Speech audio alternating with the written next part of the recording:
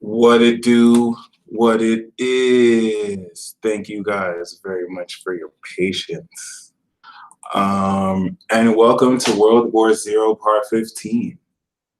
This is the first live World War Zero video we're doing, and think it's gonna be pretty cool. I have a small PowerPoint recap presentation that we can review. Let me know if you guys can hear me in the live chat as well. My webcam, I'm sorry, my camera is off right now. But yeah. Someone has asked that they should probably watch the first 14 episodes. That would be advised, but if you're live, you don't have to watch it now. It's totally fine.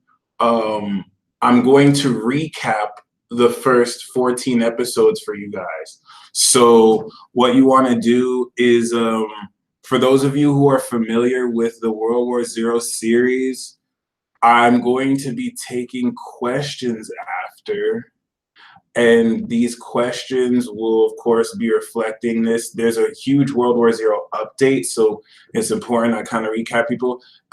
If you haven't seen World War Zero, this is a good first episode to watch because you're definitely going to understand. First of all, what's good, y'all?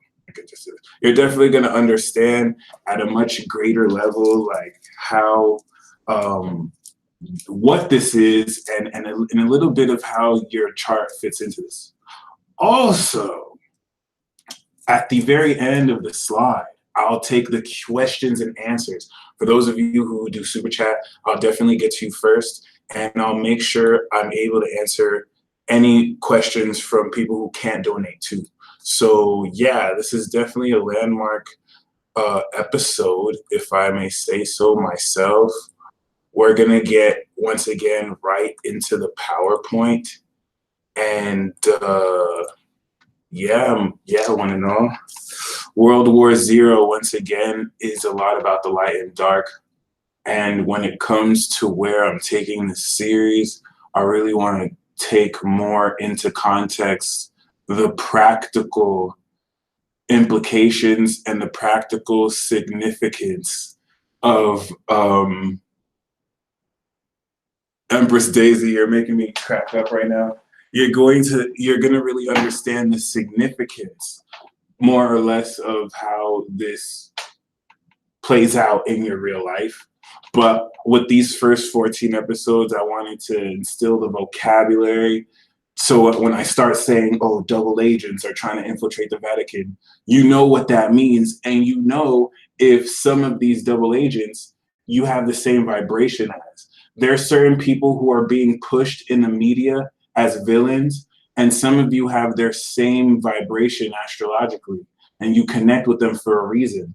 Okay, so what they may be doing, you're going to do also in your world, which is the world, right? So let's get to the recap. It's pretty exciting stuff, I'm not going to lie. And yeah.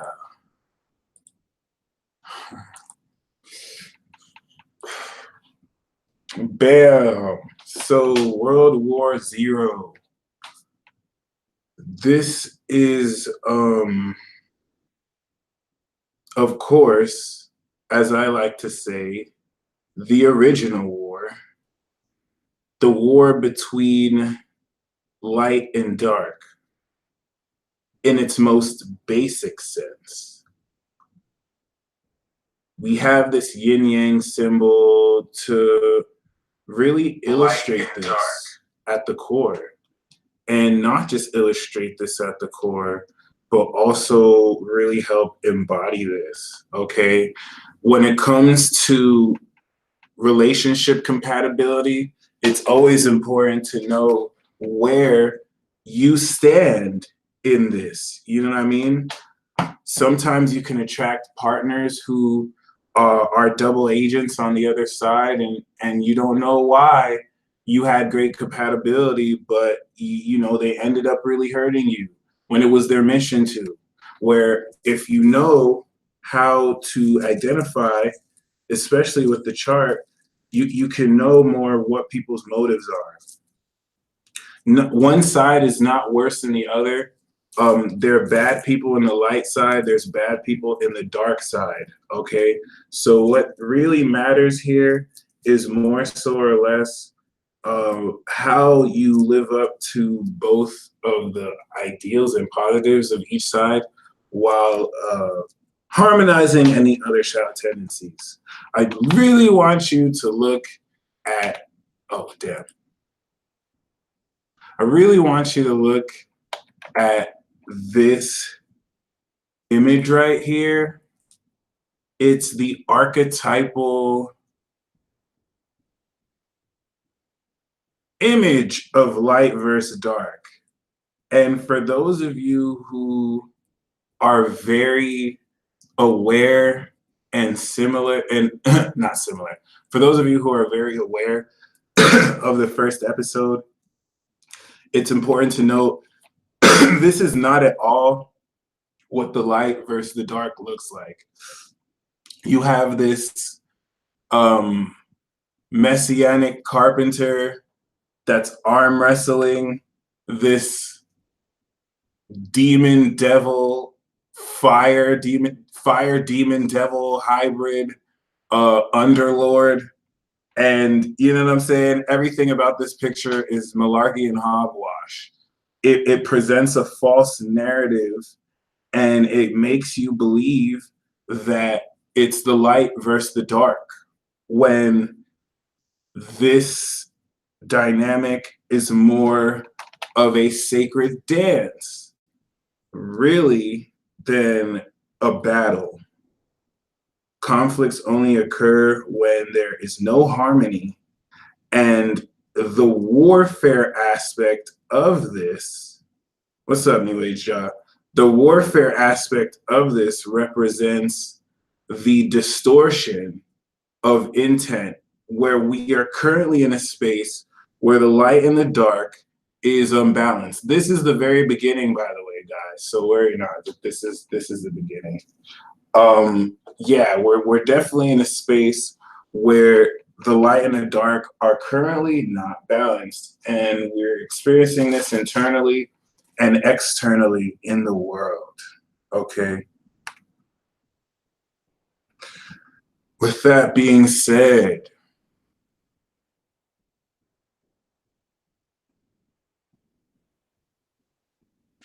as we move forward, it's important to pick up the concept of double agents. When we talk about the light versus the dark, this is really giving you an understanding of the conscious awareness, illumination, and brightness of consciousness, and the dark side, which will represent that absence of light, but also really allows you to gain wisdom from events.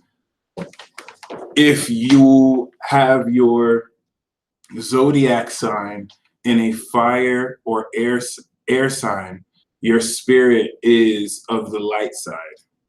And if you have your water, if you have your sun sign in a water and an earth sign, then you are in the dark side. All right. And once again, this is more of like a polarity and function. I always like to get with my Leo friends and my Aries friends and gossip about how Capricorn and Virgo and Pisces are evil and how they're the dark side for real, for real. And, you know, Scorpio likes to get with Capricorn and Pisces and, you know, laugh about how they are the dark side and they're evil and they're controlling everything. So, you know what I'm saying? It's not really far from the truth, but you know, it's still a joke. We still have karmic connections with one another. And these are things that we are coming to embrace as once again, the dark side has gotten a bad rap. Given the distortion of masculine energy, the dark side has been made to be evil when there's evil in the light side as well. And there's some necessary components to the dark side. So when we speak of double agents, remember, you are not just your zodiac sign. My sun is in Gemini, but I am not Gemini. I have an ego, I have an identity. My name is Michael. That's my human name, right? So I'm more than just my zodiac sign. And the natal chart allows you to understand at a great level if you're pure light, if you're pure dark, or if you're dark or light. And once again, for those of you who aren't familiar with this, this may not make sense, but this is really just serving to be a recap. So it will really help you understand when you go back and expand, because certain things have updated, okay? So let's go back to the PowerPoint, because as we explore the importance of double agents here, it's important to understand double agents are some of the most important double agents are some of the most important factors in this whole world war. You're a double agent if you rep one side, but you're in the other. Yes. I never thought I'd sing that song again, but someone kept tempting me. You're a double agent if you rep one side, but you're in the other. Sing it with me, motherfucker. No, I'm joking. Yeah, that's basically the gist. In that sense, you do have people walking around you who are not just the light or just the dark. Okay. Some people have their sun in Aries and they have their moon in Sagittarius. And that's a first house Aries sun with a ninth house Sagittarius moon. That person has their core energies in the light side. They are a light sider. They could have Mercury, Venus in Capricorn, Scorpio, and other dark energies, but their spirit and their soul are in the light. And this could apply to a 10th house Capricorn sun who has a 6th house Virgo moon. They are the dark side. They understand this intimately more. Okay. Keep that in mind, because that would mean their rising sign is probably in the light side, but they're still a dark sider. Someone who's a double agent is able to maneuver in both light and dark. All right, a double agent reps one side, but they use it for the other. So you can tell this by your rising sign. And the astrological houses denote and reveal who's a double agent or not. For example, me, I am a first house Gemini sun. So I'm in the light side. And that's how you could tell. Even if my moon was in polarities, in order to tell if you're a double agent or not, it is by your sun sign. It is your conscious will. Keep this in mind, because the moon is so pivotal and the moon is very important. The moon will actually have a lot more base and power in some cases, but it is still ultimately your sun sign. Although this is still open for debate, any one of you who has unique experiences, you're welcome to open up about it. This isn't really like dictionary standard, just certain observations here.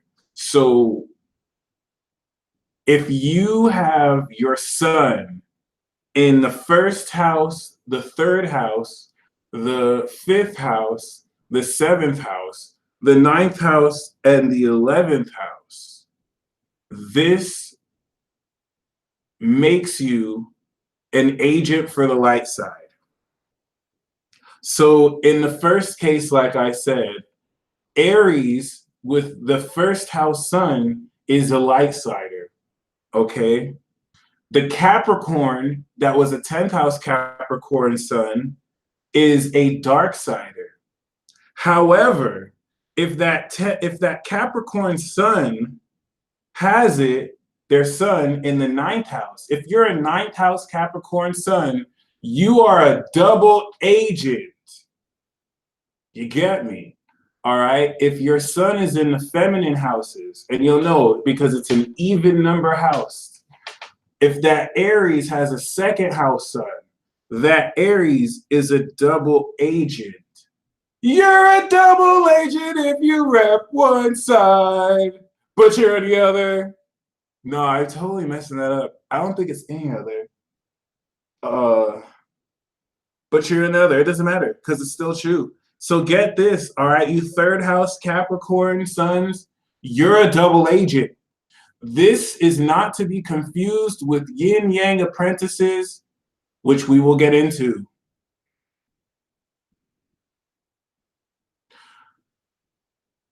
A double agent can be a yin-yang apprentice, but a yin-yang apprentice does not have to be a double agent. Keep that in mind. As we go forward, there are two different types of double agents. The importance of understanding the double agents. And if I'm losing some of you, I apologize. Bear with me here. This will be kind of weird if this is like the first episode you're seeing.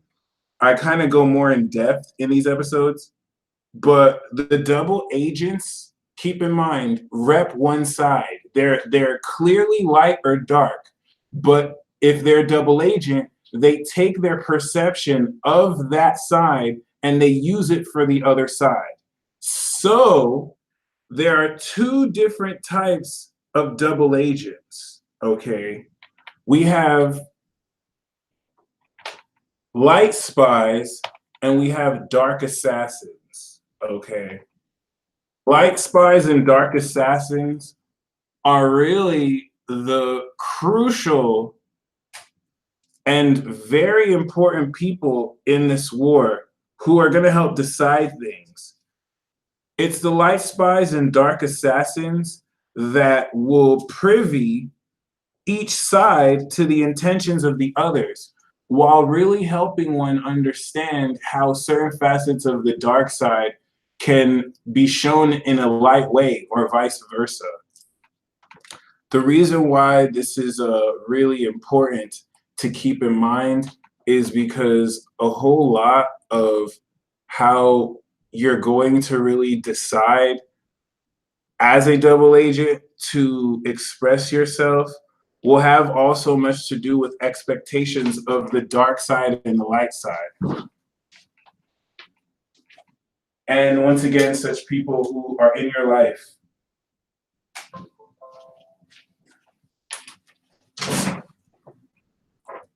Another reason why this is highly important to keep in mind is because, once again, this is an analogy to really understand how certain things happen with people in your life. Some of you could be a double agent in a family where your mom's the light side, or your dad's the dark side, or your mom and dad are the light side, or your mom and dad is the dark side, and you're a double agent, and you have clashes. Maybe you get well with one, maybe you don't with others. Maybe your sister or brother or friends, they can influence you. Someone who is a double agent sometimes can feel like they lack identity and they really don't know who they are. And double agents, you're meant to be independent. It's the double agent who's probably going to be a loner, who's probably going to feel like they don't belong, or in most cases, they have affiliations in both sides, okay? So you have light spies. You're a light spy if you have your light side energy in the dark house. If you're a second house Aquarius sun, if you're an eighth house Gemini sun, if you're a fourth house Libra sun, light spies are able to take the light of their spirit and bring it to the dark. This is most likely going to be a sex worker who is a cocktail waitress at a strip club, but she uses her light energy to talk to damaged strippers or sex workers, and she actually like gives them encouragement to be more in the light. or once again, to spread light to the dark and expose what may not be going well. What will really determine how they use their energy is their moon and their other planets, right? But at the core, this is what's going to help you understand how this works. Now, the same example could be applied to, you know what I mean, people who are dark assassins, who use their dark energy, right, to maybe bring it out into the light. A dark assassin can take stuff that are hidden, and because it's in a light energy, bring it to the light, okay? And when it comes to the light side and when it comes to the dark side, the light side is really going to have much to do with bringing a lot into higher consciousness, where those who are in the dark side are the keepers of wisdom. All right, so keep that in mind. We have just introduced, once again, pretty vaguely, very important characters in this narrative. All right, so we have the light side. The light side, the fire and air signs are going to be in the spiritual and real material realm. A lot of sacred creators of conscious awareness. They're the division and squad that really bring light to things. Remember this. And then we also have the dark side. The dark siders, if you're 100% dark, you're on the dark side, you're a sacred keeper of wisdom. And you make sure you guard very secret knowledge, okay, or wisdom. Light side people help enlighten people to the truth, and they bring knowledge to people. People from the dark side preserve divine wisdom and secrets so that people who aren't ready to learn don't know. And their dark side people prepare people for death, whereas people on the light side prepare people for adventure and enlightenment. So dark siders are like agents of death, especially Scorpios, and not surprisingly, Pisces and Virgo too. Sweet. All water and earth is dark. So when we get to, of course, the light spy, you have someone who uses their creative potential to assist the dark. They're going to use their enlightenment to help preserve secrets, right? And someone who's a dark assassin will use their wisdom to assist the light. That being said, the next episode we have is the next portion we get to is the dimensional ladder of awareness. All right, one moment.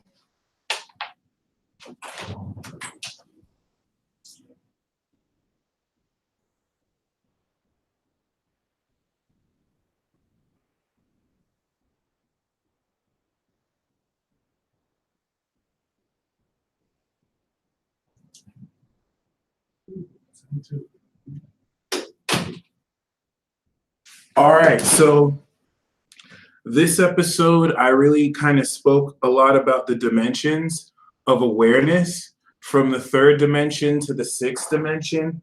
We have the third and fifth dimension. All right, this right here is probably going to confuse a crap ton of you. So if you're lost, it's a good sign.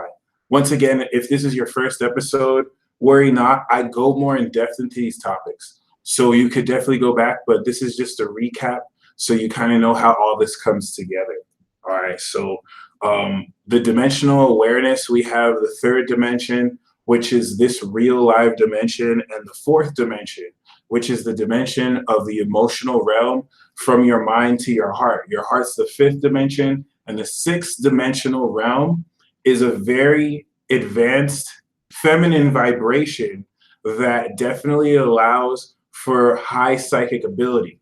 By your zodiac sign, you can harness this energy, okay? If you are masculine dominant, then that's the masculine dominant dimensions are odd numbers. And now this is a weird speculation, so don't necessarily take this seriously. I just kind of want you, in this sense, to let more of your imagination be activated.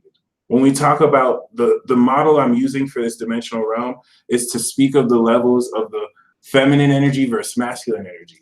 So when we talk of the fourth dimension and the sixth dimension, the eighth dimension, the second dimension, all those dimensions are interlapped. All the feminine zodiac signs rule that, right? And then the masculine odd numbers, they're distinct, okay? So keep this in mind. If your sun is in a masculine zodiac sign, you're going to start off from the third dimension. And a lot of people have progressed in the fifth dimension. You usually open your heart when you're like approaching your 20s after puberty. So if you are a sun in Libra, that you're born in the fifth dimension, it's a very huge significance to be a Libra.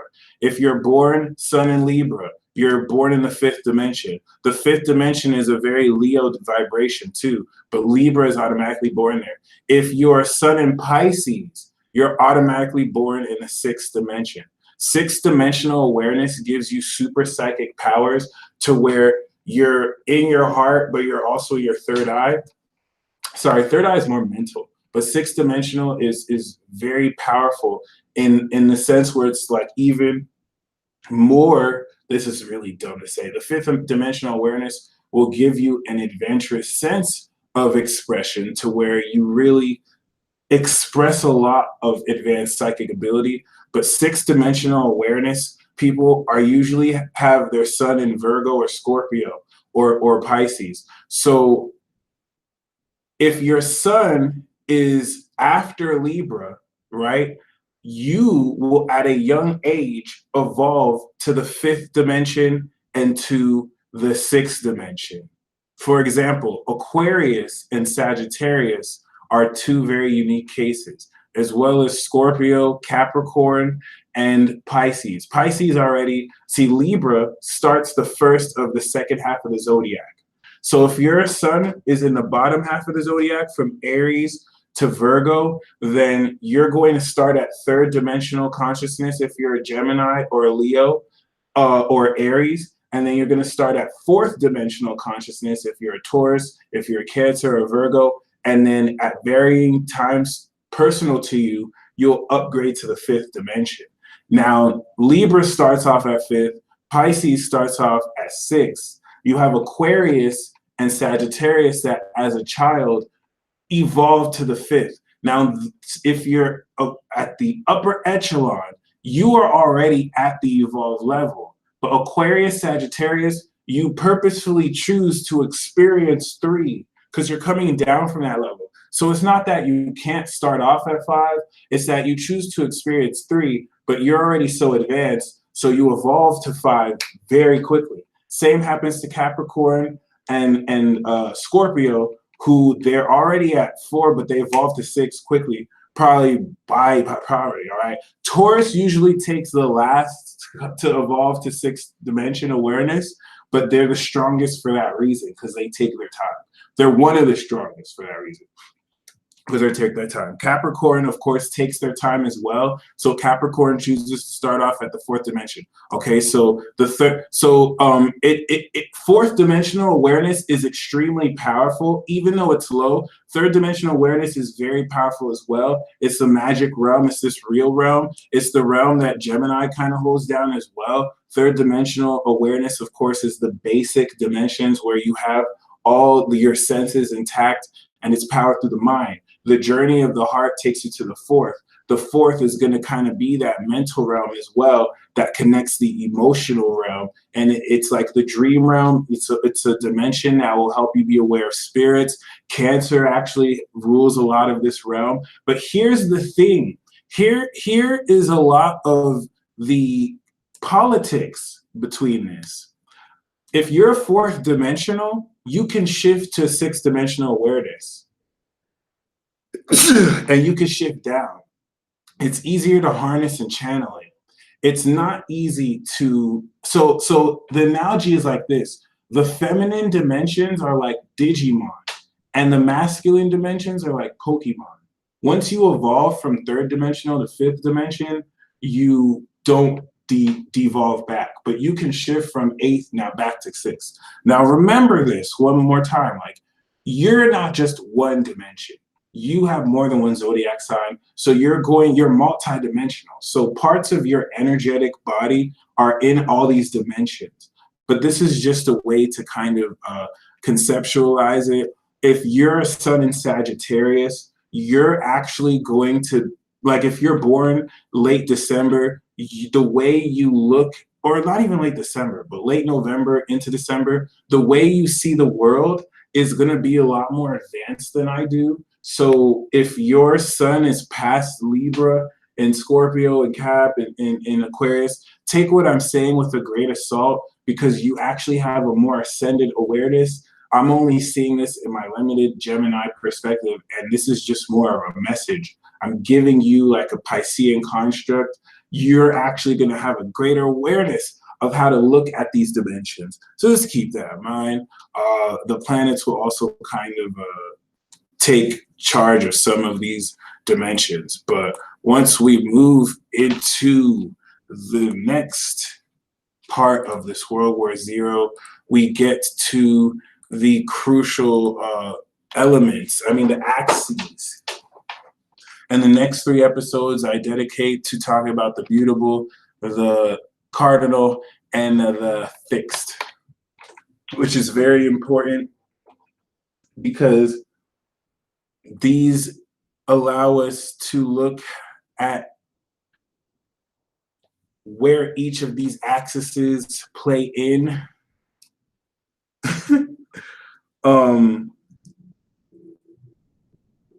This is definitely going to speak of, in the mutable sense, the axis of magic. All right. This is shout out to Rogem transmuting this. Shout out to you alchemists watching. The mutable axis is going to govern the perception of magic. So the reason why this is important in this spiritual war is this is the axis that's under attack, but we'll get back to that in the other video. Okay, so the mutable axis is the axis of perception, magic. Gemini is going to be the perception of truth. Virgo is the get real squad. In reality, Sagittarius is meaning. And Pisces, of course, is the spiritual realm, but also the ultimate meaning. Honestly, I still have a question mark with Pisces. Not even gonna lie. I think I still have to ascend to understand the fuck Pisces is. But yes, this mutable axis will govern perception. It's magic because it allows you to gain awareness and consciousness. You can't see or think without the mutable sides. So keep this in mind. This whole series is very much so channeled. I promise I'm not trolling, but yes, this is a very crucial axis once again, because this is how you create your reality, amongst also with the other axis. Okay, so yeah, and Pisces is very much, nirvana, an ascension, the state of being in that sense. We have the power of the zodiac, the cardinal signs. The cardinal signs are in the hot seat right now because their actions, for better or worse, are completely affecting consciousness. And it's a lot of how this could really be in a profound effort to evolve the intent behind such power. We have the identity and fire of power, Aries, which is the spirit. We have the Cancer, or the holy element of power, the emotional projection, as well as the psychic element of power, Cancer. And we have Libra, the mental aspect of power, which expresses itself in political action and relationship building. And we have the Capricorn element of power, grounded in reality, which sets forth rules and structure and standards. So this is the element of the axis that gives us identity and gives us clout in a certain sense. and also gives us, you know, ability. All right. We have perception and magic here, power here, and the fixed signs. Fixed signs are very important because this is the currency. This is what everyone wants. Okay. The currency of what everyone wants with these signs are the result of you, you know, taking the action to go through the journey to end up at a mutable sign. I'm sorry, well, mutable sign, right? You go through the journey to arrive, right? But you what you get is the fixed sign. Taurus is going to be the physical currency, you know, the money, the product, and the value expressed forth in appreciation. And then the next level up is after you appreciate something, you start to feel passionate about it. That's Leo. That's the currency of love. This is what everyone wants. Everyone wants that attention to be loved. All right, keep that in mind. And then, of course, you have Scorpio, which takes this a step deeper towards desire and mild obsession to where you deeply crave something. And it's that sexual currency to where you can have that energy that people want. And all these energies have these. A Leo naturally has that heart energy. Taurus naturally has value. Scorpio naturally has that sex energy that makes you want to have sex with them. And then you have Aquarius, which is having friends. This is the highest currency. The networks that allow lots of people to love you or hate you. So other than that, as we get into yin-yang apprentices, yin-yang apprentices are very important because yin-yang apprentices bring into contact, or rather bring into focus, people with conflicted souls. You are a yin-yang apprentice if your sun is in the light side and your moon is in the dark side, or if your sun is in the dark side and your moon is in the light side. As such, this is going to allow you to gain a very intimate understanding of how to balance the light and the dark. You could be a yin-yang apprentice and a double agent, but just because you're a yin-yang apprentice, it doesn't mean you're a double agent. Keep that in mind, okay? So yin-yang apprentices are different from yin-yang masters. You are a yin-yang master if your sun and your moon are past, if you're born with your sun and your moon past 20 degrees, okay?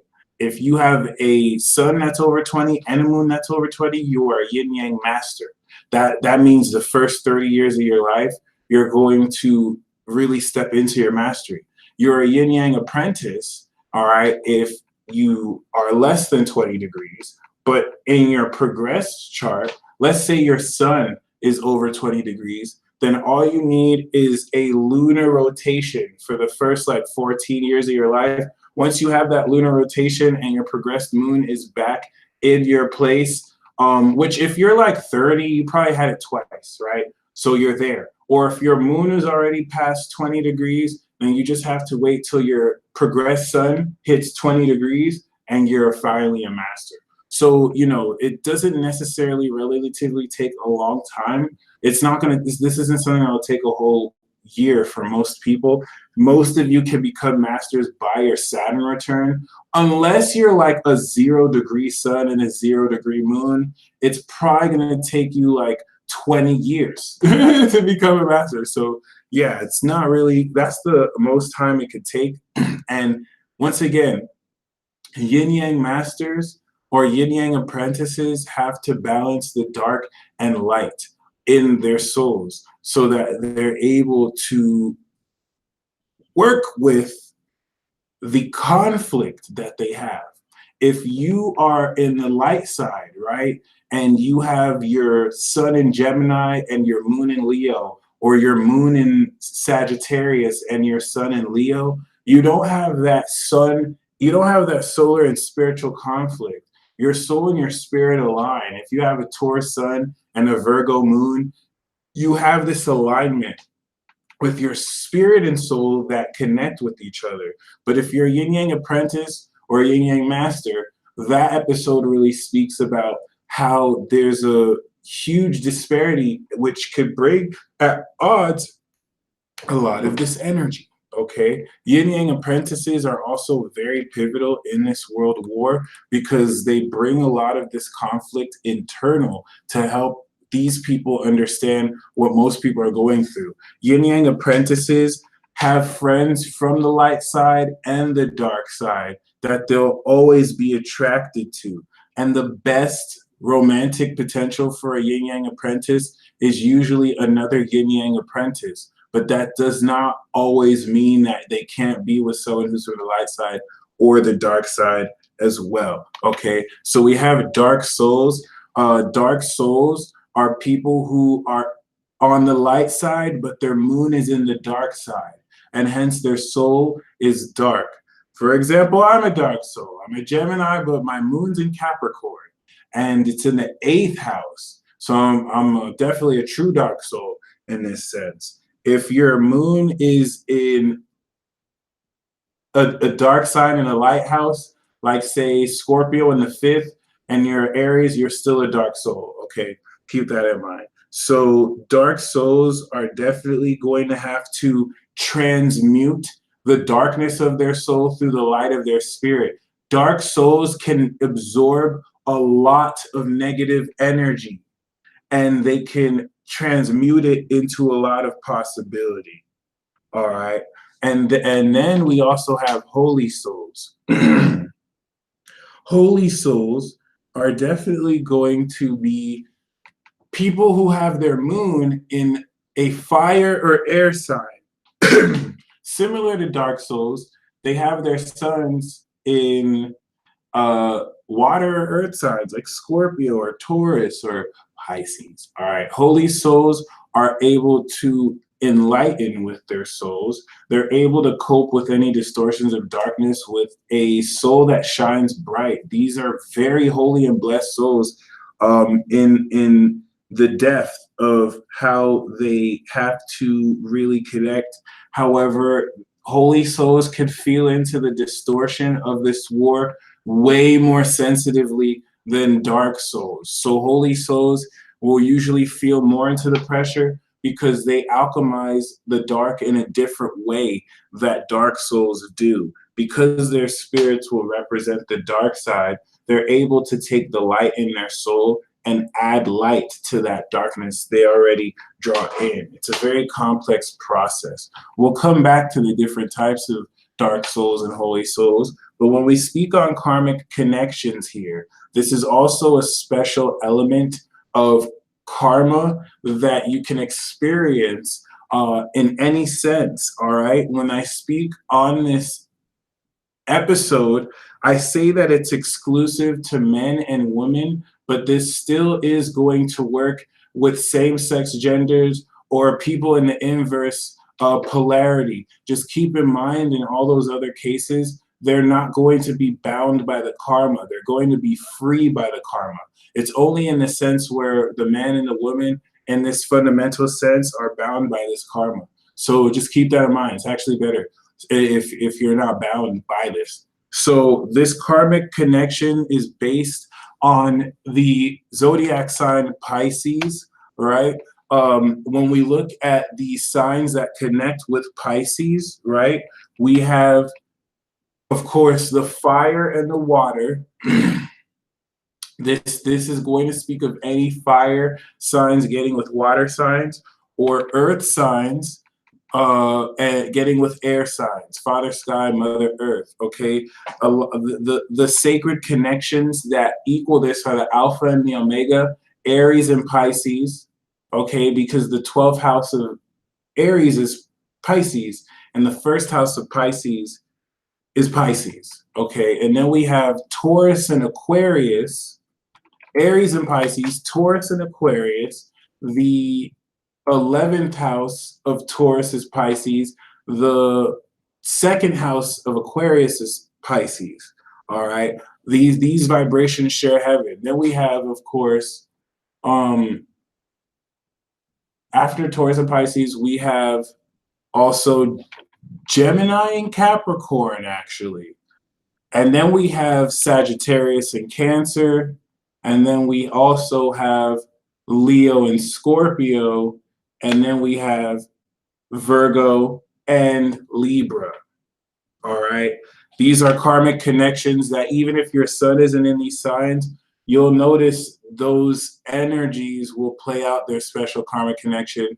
And in that episode, I go more in depth to what those do. All right. There are different types of spiritual connections other than this. So keep that in mind. And then, of course, I talk about the first millennial galactic frame wars. These frame wars have a lot to do. I'm going way left field with this one, guys. These frame wars have a lot to do with you having to fight powerfully against your frame and your divine perception, which is, of course, supposed to be your truth. And this perception is, of course, kicking off where you're having to counterbalance the intent of other forces whose frames contradict your frames. In that sense, Aries, Cancer, Libra, and Capricorn are having to battle perception. Taurus, Leo, Scorpio, and Aquarius are having to deal with value systems.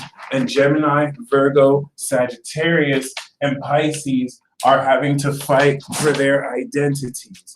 Let me actually explain this in a very practical way for you that makes sense. These frame wars are very intense and they have a lot to do with this divine RPG. These frame wars have a lot to do with your right to speak your truth in a world where a whole lot of your perception is being fought for by companies and corporations and public interest groups who want to make you a statistic. So at each realm of this war, you're being attacked into a very very powerful ways. Black Moon Lilith, I definitely not only want to make this into a video game and a manga, but I also want to make this into a card game if possible. It definitely is possible, so it's definitely in the works. Keep this in mind, though. These frame wars affect you even at a very subconscious level between people who you may trust. This is not necessarily black and white. It's not that only evil versus pure people are doing this. This is just about defending your frame, really sticking up for who you are. If you're a cardinal sign, you're going to experience this a lot with your perception. Aries, Cancer, Libra, Capricorn, you are the power of the Zodiac. So yeah, you can have a lot of power, but if people can attack how you believe what you believe, you're going to use your power in ways that give it away. So you have to make sure your perception and how you see things is once again very much so aligned with who you are and how you see yourself, which is why it's important. If you know you're a dark soul and you're an Aries, maybe, you know what I mean, the light side or the dark side could be pimping you out and you don't know. And you want to actually be mindful of how your mindset is very much so manipulated or influenced. Because if you have a power as a cardinal sign, this is where they're going to go. Fixed signs, you don't have to have power because you have strength. Fixed signs, they're going to attack your value system. Taurus, Scorpio, Aquarius, Leo. Because you have what people want, they want to make you feel like you aren't crap. They're going to try and sanction your attention by making you feel like every time you're good, they have to make you feel bad. This is so you feel less about your value system and you give away more of yourself for free. If you're Taurus, if you're Scorpio, if you're Aquarius, if you're Leo, you're top dollar. You're the kings and queens. You have the most quality. You're supposed to be the most expensive.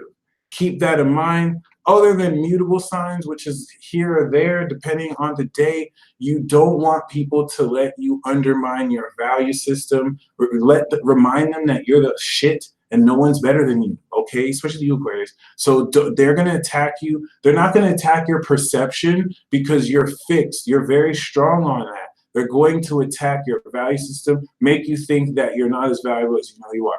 And then finally, the Magi's, all right? The mutable signs, they're going to attack your identity. This is the core of the frame wars. They're trying to kill off the Magi's and delegitimize and limit Virgo and use Virgo to limit other people. All right, so keep that in mind. The Magi's are Gemini, Virgo, Sagittarius, and Pisces. Your identity as a magician is being attacked. They're trying to make Pisces and Sagittarius seem very wild and crazy. So they're putting them in a box and they're making them act less than they are. Virgo, they're trying to make Virgo, play human when Virgo's super magic too, but Virgo has to act in some cases like they're more logical than they are. And they're trying to say that they're trying to make light of Gemini's words. If you're a mutable sign, you have to stand up for your identity as a Magi and don't sugarcoat and limit yourself, because not everyone can see mutable energy. It's reserved just for mutability. All right, so really keep that in mind. Pisces priestess, thank you very much. See, Pisces is very aware of this war. So when she says she's going to send protecting energy, she's hip. She knows this is very sensitive information that I'm sending. This World War Zero series is one of my most controversial series, and it makes my energy a little bit vulnerable. So I totally appreciate you super more than enough. It's more than necessary, but I'm super glad to do this for y'all. Okay, so let's get into the next phase of this, the galactic frame wars. I want to revisit because there's so many facets of this.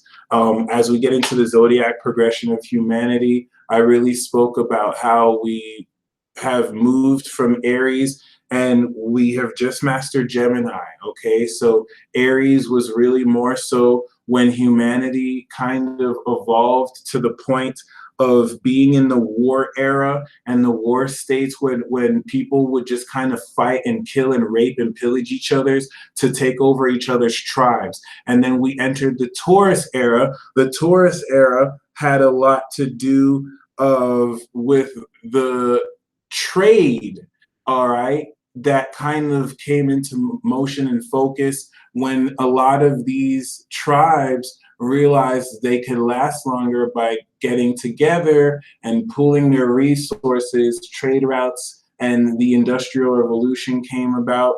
And now we are barely mastering Gemini. We are barely mastering Gemini, the vibration to where Gemini is the age where we have that communication system and we're developing greater elements of technology, okay? And we're stepping into the age of Cancer where we're going to be psychically connected and we'll actually care about each other. We're barely stepping into Cancer and we're barely stepping out of Gemini. A lot of the detachment to reality is now being seen because we're in Gemini. That's the square to Virgo, where people are so in their heads and they're having to come more into their hearts. So once we step into Leo, we're going to really master a lot of the, humanity's crises. And then once we step into Virgo and beyond, we're in an advanced futuristic society where by Aquarius, we can all travel in our light bodies. Okay, so it's definitely awesome. And now when we go back to Yin-yang apprentices, if we just kind of go a little bit more into dark souls, we have the Gaia class of dark souls where your sun is in Gemini, Aries, Leo, Aquarius, Libra, or Sag, and your moon is in the earth signs, Taurus, Capricorn, and Virgo. All right, the Gaia class of Yin-yang apprentices are dark souls who have mastery and command over this earth. And they're able to alchemize this feminine earth vibration through their masculine spirits. The Psychonaut class is just like the Gaia class, but they use their water souls to be receptive to the psychic energy around them. These are super psychic individuals. Then with the Holy Soul class, we have the Miracle class, which are, their sun signs are in feminine water or earth signs, right? Cancer, Capricorn, Pisces, Virgo, Scorpio, Taurus, and their moon is in Aries, Sag, or Leo. The Miracle class of Holy Souls are some of the most psychic and magical because they have passion that they nuclear charge with their deep emotions. This is not the class you want to fuck with, okay? And then, of course, we have the genius class, who instead of the fire, they have the air moons. These people are way more genius and intelligent than they may let on, even though they're able to ground and gain wisdom with a lot of these cosmic, interesting energies. So that's the end of that part.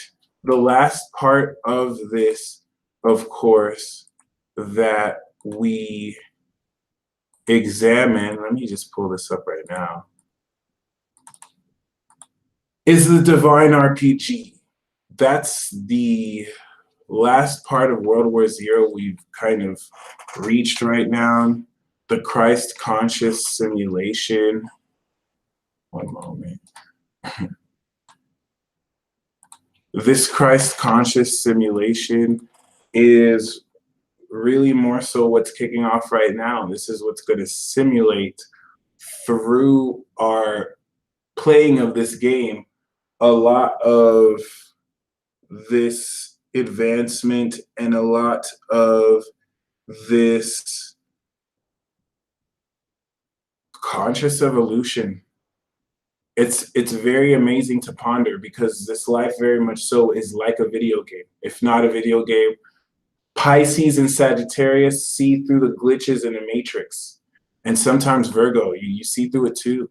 So keep this in mind. I'm going to do a light overview of this. Christ conscious simulation, free will experiment created by Aquarius, approved by the Galactic Federation, 2017 to 2022 is the entirety of this simulation expressed forth through three games. And yeah, the first one is with this Jupiter and Scorpio transit. We have Scorpio, Sag, and Cap as the main players, and Aries, Taurus, and Gemini and Cancer are the recruits.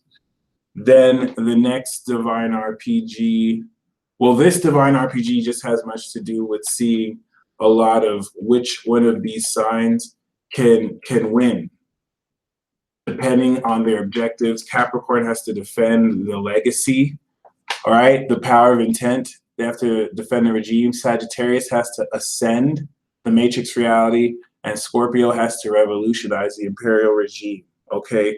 We've seen Scorpio already start their move. People like Colin Kaepernick, a Scorpio, he made a revolutionary move, got people to kneel for the national anthem. So this is already kind of kicked off. Aries is a warrior that could be recruited. Taurus is a defensive coordinator. Gemini is a magi, and Cancer is a priestess or a priest. Then we have the divine race with the Jupiter and Sag transit, 2018 to 2019. Okay, Scorpio, Sag, Cap, Aquarius, and Pisces are main players. You're able to play as Aqua and Pisces. Leo is a solar hero. In some versions of Divine RPG 1, you could actually recruit Leo, but you have to be legendary. I'm not really going to go into the characters, but Divine RPG 3, we do have the Guild Master Adventure from 2019 to 2020, the Jupiter and Capricorn transit. And this is where you could recruit other Zodiac signs, all right? All Zodiac signs are main players. This is where you can independently connect all over the world with different people and create a guild. And then, of course, we have legendary guild wars, which is where you take your guild to war. Jupiter and Aquarius and Jupiter and Pisces, this is what it's all for. It's going to be so amazing, okay? I really hate to basically speed through the Divine RPG. I explain a lot of it in the episode, but it's definitely to give you context of a lot of where the dark side, you could be in this Divine RPG as a dark sider, as someone who's a double agent, as someone who's a yin-yang apprentice. If you're confused, that's totally normal. I just took you down a rabbit hole if you're just watching this, so it's totally fine. It's definitely just something to make you more aware. And where I'm taking the series, now that we've established a bit more of this energy, okay, is really to help you understand a lot of how you could take your energy and just be more aware of how the light side has influences you in the dark side. Okay. Um, Keep that in mind because you're definitely going to experience a whole lot more of this in your real life. And those of you who really understand the points of this, most of you will understand this at a deeper level than me because I'm just a messenger. Aries, Cancer, Sagittarius, Scorpio, you're on the battlefield. So you have a much more intimate understanding of this. Pisces and Aquarius, you already know what's up. So just keep that in mind. You know what I mean? The next direction I'm taking World War Zero is the spirit police. I'm going to talk about the invisible empire, and we're going to go back more into the galactic frame wars, okay? I want to go more into really talking about the light side and the dark side, and then also the double agents, because that'll really help you understand the spirit police. The spirit police is the Men in Black equivalent, or the Gote equivalent, Gote 13 equivalent of the light side, where your vibrations are policed, your mind is policed, your thoughts are policed, your emotions are policed. And then, of course, the invisible empire is the dark side version, where you can have invisible entities that astral project out their bodies, or just like actual ghosts and spirits spying on you. All right. Not everyone has Sagittarius energy that could see it and use their light to shoo them away. So, other than that, it's very important to know about the spirit police, because the spirit police is in corrupt hands, and it's not necessarily what it used to be in its pureness, and you should know about it. Okay, some of you may feel, especially if you're Pisces or Aquarius, you could get harassed by the spirit police a whole lot. Okay, the spirit police will attack high vibrational entities like Aquarius and Pisces to try and lower their vibration because y'all know too much. So you can be gang stalked by spiritual forces and quantum space lords. Oh, I sound like I'm trolling you. There are TV shows that make fun of people who talk like I do, and they put us in straitjackets in those TV shows, and they make us look like we're freaking crazy. Even though I have no physical proof to present to you about this, as I prefer, you know what I mean? But this is very true. Okay, the spirit police is definitely spying here now. This is why I'm very grateful Pisces priestess is going to send some, energy here, and keep that in mind. So, other than that, thank you for joining in. I'm going to do the super chat real quick right now, and I'm also open to take any questions. Okay. Jules K, thank you very much, my friend. I have the Three of Wands for you. The Three of Wands is definitely speaking of a lot of your long-term plans coming to fruition. You could definitely gain a lot from acting off from these long-term plans as well, and a lot of your future projections, and a lot of how your enterprising spirit brings you forward. Alicia Merritt, we have the Death card for you. The Death card is definitely speaking of transformation. It's your card, Scorpio. So you want to really embrace a lot of how your ether is allowing people to be more real with who they are. Embrace what's happening as well to transform. Lilac Ocean, we have Justice. The Justice card is definitely speaking of you having to deal with a very important element of balance and connectivity in your life that will definitely allow you at a much greater level to hold others accountable. Okay. Ooh, Joe Chris, good point. The Scorpio embargo is a lot to do with the spirit police, so I'll definitely make sure I bring that in mind too. The Scorpio embargo is very important. Oh, the astral embargo of wisdom. I'm very surprised I didn't do a World War Z episode about that yet, but that should be one of my next episodes. Lady N, we have the Eight of Cups. The Eight of Cups is definitely speaking of you creatively visualizing, God damn it, and not just creatively visualizing, but knowing that you're not just escaping, your spirit is leading you to something that you haven't perceived before. Okay. Nicole Razy, we have the Queen of Pentacles. The Queen of Pentacles is definitely speaking of you grounding a lot of your light in new talents that you'll be able to ground financially. You may definitely open up to a lot more powerful, positive energy. Rose, and you will, you're just going to really manage a lot of your money much better too. Rose, is he entertaining other women? We have the Hermit card. So no, I also have the World. I don't get the sense that he is entertaining other women or cheating. Okay, I did just get the cheating card. So there is maybe the Queen of Wands, unless this is you spying. But no, I personally don't feel like he is cheating. If he's talking to someone else, I don't really think it's really like that. Khalil, that's not to say he will in future, but as of now, I don't really think he is.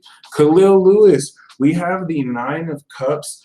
Khalil, your wishes are really coming to fruition. So definitely feel if you had everything, how would you feel? Because this is going to accelerate that process. Congratulations. L Rising, we have the Four of Pentacles. The Four of Pentacles is talking about assured material gain that you're definitely going to gain monetarily, and it's going to give you a lot more recognition in your community. Connie, we have the Hangman. For your current interest, just surrender and let things go. Really give it up completely to the universe and be okay with whatever happens, okay? You're definitely at that stage where things are ready to transform. Kier Stone, we have the Tower card. The Tower card is definitely speaking of yeah, Philip, we're definitely gonna go t-shirt shopping. I totally got you. We should totally make a video of it too if you're down. The Tower is definitely speaking of, you know, unexpected upheaval that's going to shift things more to your perspective. So just be prepared to adapt. Ash J Mac 3, we have the Two of Cups. The Two of Cups is definitely speaking of mutual love that you're going to entertain and appreciate and connect with someone who definitely loves you. I love that you got 222 that you donated. So that's a good auspicious connection, especially if you're with someone already. So love is mutual. Jasmine F, we have the Two of Wands. Thank you so much for the healing. You're definitely planning your future moving forward, and it's definitely going to allow you very greatly to get a lot off into the ground, and you want to embrace the individual power that you have, okay, because it's very real. Julie, we have the Ace of Pentacles. The Ace of Pentacles is definitely speaking of positive financial reward and new investments that will very positively bless you moving forward. So be open to any new investments, and if you have any new investments, it's a green light. It's going to definitely work for you. Okay, positively, Trisha, we have the King of Cups. So you're definitely going to probably walk away from this influence or kind of seek deeper meaning through the influence of this King of Cups. Make sure you do so with great compassion in your heart. This is going to help you gain deeper wisdom. K. Martin, we have the Three of Swords. The Three of Swords is definitely speaking of you having to deal with some sort of betrayal or just healing from a rejection of some sorts. Maybe a part of yourself has rejected your dark side. We do have the Empress though. So through that pain, you're going to really unlock much greater beauty from within yourself. Azuri, Thank you for your masterful energy to all. We, of course, have the 10 of Pentacles for you. You are a true master. You're going to really gain a lot more wealth for yourself in this lifetime that's going to set you up and establish you beautifully. So congratulations for that. You definitely want to connect with your ancestors through this. United Sensei, we have the Chariot card. The Chariot card is definitely speaking of victory that's going to help you propel and move forward. Okay, you really want to take control of your natural forces and your energy and stay focused, because you're definitely going to attract a lot of positive attention for yourself. Miss Kiki, we have the Ace of Swords. And this is definitely speaking of you speaking your truth. And this is definitely allowing you to gain an amazing epiphany to open your way moving forward.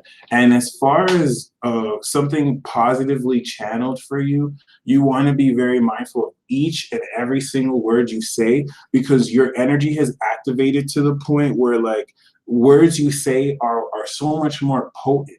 And it's like having a gun. It's like everything you say will hyper manifest for other people as well. So you're going into a process where you're being more aware of it, and it's going to open up a greater adventure for you. And this is to prepare you for the greater Divine RP, the later Divine RPG series, because as a Libra, you're still having to be a referee. So this is why your powers are awakening to help regulate the other powerful characters. In fact, Miss Kiki, the vision I'm having for you is to type in Google Weiss restrains Beerus. It's like the image I has is like an angel who's able to tame very powerful gods. It's like they're powerful, but you're powerful enough to restrain them. Lisa Ben, we have the Seven of Wands. So the Seven of Wands is definitely speaking of sticking up for yourself.